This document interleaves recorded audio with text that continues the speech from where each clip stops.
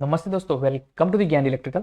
So friends, आज के इस वीडियो में हम लोग जो डिस्कस करने वाले हैं वो है कि इंडक्शन मोटर जो है, वीएफटी ड्रिवन इंडक्शन मोटर है, उसमें इंसुलेटर टाइप के बेरिंग क्यों यूज करते हैं, या तो फिर जो नॉर्मल मोटर है और वीएफटी मोटर है उन दोनों में क्या डिफरेंस होता है, क्यों हम वीएफटी ड्रिवन मोटर है कुछ अलग टाइप की यूज करते हैं।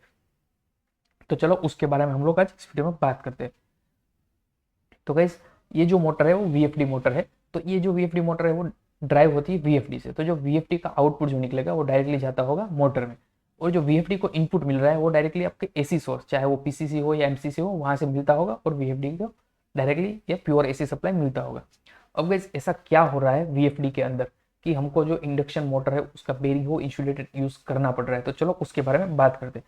तो गाइस, जैसे मैंने अभी आपको बताया कि जो वीएफडी को इनपुट मिलता है वो प्योर एसी मिलता है, और जो वीएफटी का आउटपुट है वो कुछ इस टाइप का रहेगा, और इसको हम बोलते हैं पीडब्ल्यूएम, पल्स विथ मॉड्यूलेशन। क्योंकि जो वीएफडी है वो पीडब्ल्यू एसपीडब्ल्यूएम और पीडब्ल्यूएम के प्रिंसिपल पे ही काम करती है। तो अब चलो बात करते हैं इससे क्यों हमें इंडक्शन मोटर में क्या इम्पैक्ट आता है और क्यों हमें जो इंसुलेशन बेरिंग यूज करना पड़ रहा है। तो गाइस, यहाँ पे जैसे आप देख रहे हो कि ये जो वाला पार्ट है, ये जो है वीएफडी का इनपुट है, यानी कि वीएफडी का जो इनपुट है वो प्योर एसी रहेगा, डायरेक्टली जो एसी सोर्स से वहां से आता है तो वो 50 हर्ट्ज का प्योर रहेगा इस टाइप का। और जो वीएफडी का आउटपुट है वो कुछ इस टाइप का वेवफॉर्म दिखाएगा, यू वी डब्ल्यू जैसे आप देख रहे हो, और ये प्योर स्क्वेयर वेव है आप देख रहे हो। तो और इसकी जो ये जो वीएफडी का आउटपुट है वो डायरेक्टली जाता होगा मोटर में। अब गाइज, क्या होगा कि ये जो वेवफॉर्म है उसकी स्विचिंग फ्रीक्वेंसी, मतलब कि ये जो पल्स है उसकी स्विचिंग फ्रीक्वेंसी बहुत ही हाई रहेगी, अराउंड 2 to 16 किलो हर्ट्स की। अब गाइस, ये जो पल्स विथ मॉड्यूलेशन है पीडब्ल्यूएम है, उसका जो एवरेज बनेगा, जो एवरेज निकलेगा वो कुछ साइन वेव जैसा निकलेगा। तो इसीलिए कुछ इस टाइप का वेव फॉर्म बनेगा और ऐसे साइन वेव बनता है।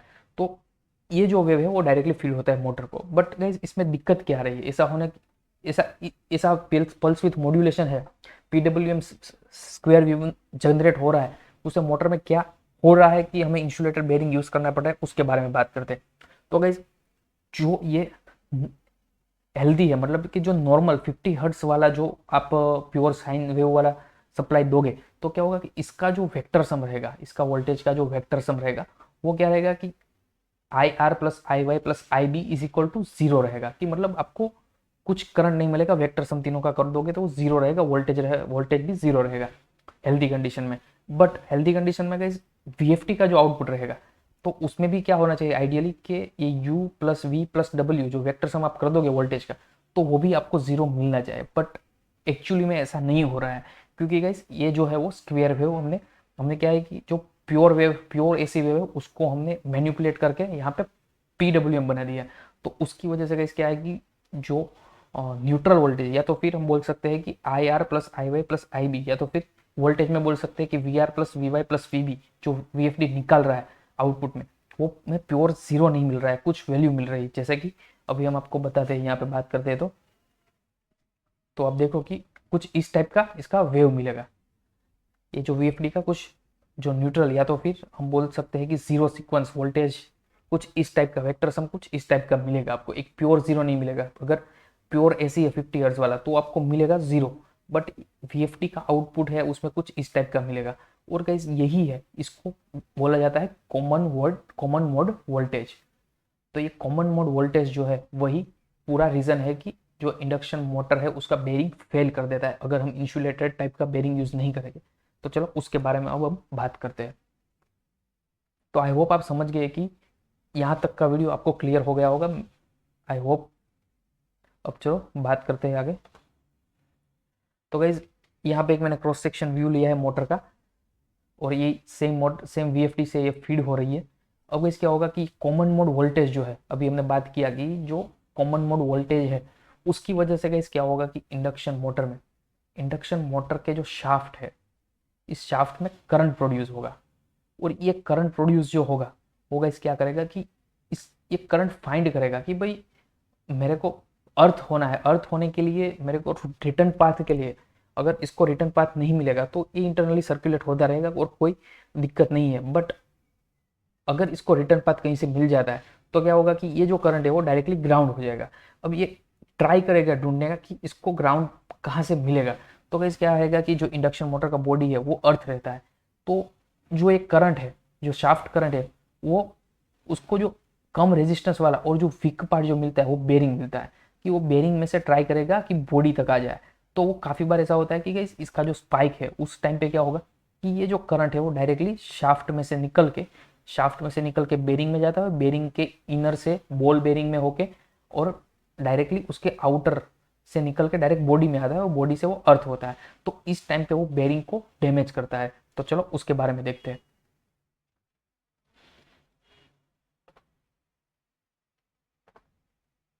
तो आप यहाँ पे जैसे देख रहे हो कि ये मोटर है उसको ओपन कर दिया है, और यहाँ पे जैसे आप देख रहे हो ये वाला पार्ट है वो शाफ्ट है, ये शाफ्ट है। और शाफ्ट करंट जब मिला होगा तब क्या होगा कि ये करंट ऐसे फ्लो हुआ होगा और यहाँ से निकलेगा, यहाँ से निकल के अब यहाँ क्या होगा गाइस कि ये जो है वो बॉडी का आउटर आउटर जो कवर रहेगा वो यहाँ पे रहेगा, बट अभी निकाल दिया हुआ है। तो ये आउटर बॉडी के साथ कनेक्टेड रहेगा, आउटर कवर के साथ कनेक्टेड रहेगा। तो यहाँ से करंट निकल के ये बेरिंग में से निकल के डायरेक्टली आउटर कवर में से होके बॉडी से अर्थ हो जाएगा। तो इस टाइम पे यहाँ पे से करंट फ्लो होने की वजह से आप क्लियरली देख सकते हो कि ये बेरिंग को इसने यहाँ डैमेज कर दिया है। तो अगर आप VFD ड्रिवन मोटर यूज़ कर रहे हो तो मेन रीज़न यही है कि ये कॉमन मोड वोल्टेज की वजह से शाफ्ट में करंट प्रोड्यूस होता है, और वो करंट है वो रूट फाइंड करता है कि उसे कहाँ से अर्थ होना है। और वो अर्थ करने का अगर कहीं से भी आपके जो बेरिंग है वहाँ से कहीं से अगर वीक पार्ट में से अगर वो करंट फ्लो हो गया तो बेरिंग को डैमेज कर देता है। तो ये कुछ पिक्चर्स है जो बेरिंग को डैमेज किया हुआ है शाफ्ट करंट ने। जैसे आप यहाँ पे देख रहे हो कि ये पूरा यहाँ पे आप पिटिंग देख रहे हो वो बेरिंग करंट की वजह से, और ये यहाँ पे आप देख रहे हो जो बेरिंग का बॉल है उसमें भी करंट का पिटिंग दिख रहा है आपको। तो ये सब इंडक्शन मोटर में ये सब कॉमन मोड वोल्टेज की वजह से होता है। अभी नेक्स्ट हम बात करेंगे गाइस कि अब इस प्रॉब्लम को सोल्व करने के लिए कि ये जो प्रॉब्लम है जो बेरिंग को फेल कर रहा है कॉमन मोड वोल्टेज या तो शाफ्ट करंट, तो उसको ओवरकम करने के लिए गाइस अभी मार्केट में इंसुलेटेड बेरिंग आ रहा है। तो वो इंसुलेटेड बेरिंग VFD ड्रिवन जो मोटर है उसमें डी और डी साइड हम इंसुलेटेड बेरिंग है वो इंस्टॉल करते हैं, जिसकी वजह से क्या है कि करंट जो है शाफ्ट करंट है उसको बाहर जाने का कहीं से रास्ता नहीं मिलेगा और वो बेरिंग को फेल नहीं करेगा। तो चलो आई होप आप समझ गए कि इंसुलेटेड बेरिंग VFD में इसीलिए यूज़ करते हैं। अब ये सेम रीज़न ही है कि जो नॉर्मल मोटर है काफ़ी इंडस्ट्रीज जो रहती है उसमें VFD मोटर भी अलग रहती है और नॉर्मल मोटर भी अलग रहती है। तो यही रीज़न है मेन कि नॉर्मल मोटर जो है वो 50 हर्ट्स प्योर साइनोसॉइडल वेव से फीड किया रहता है, तो उसमें कोई शाफ्ट करंट फ्लो नहीं होता है जनरली। तो उसमें हम कोई इंसुलेटेड बेरिंग टाइप नहीं यूज़ करते। तो नॉर्मल मोटर है वो अलग रखते हैं और VFD मोटर है वो उसमें हम ऑलवेज इंसुलेटेड टाइप बेरिंग ही यूज़ करते हैं। तो VFD मोटर भी इंडस्ट्री में अलग रहती है और इन दोनों का आप समझ गए हो क्या डिफरेंस क्या है, क्यों हम VFD मोटर में इंसुलेटेड बेरिंग यूज़ करते हो। अगर गाइज आपको ये वीडियो इन्फॉर्मेटिव लगा हो तो प्लीज़ लाइक कर दीजिए और अपने फ्रेंड्स के साथ शेयर कीजिए। और अभी तक आपने हमारा यूट्यूब चैनल सब्सक्राइब नहीं किया सब्सक्राइब कर लीजिए, क्योंकि ऐसे इंटरेस्टिंग टॉपिक हम आपके लिए लाते रहेंगे। थैंक यू गाइज, मिलते हैं नेक्स्ट वीडियो में।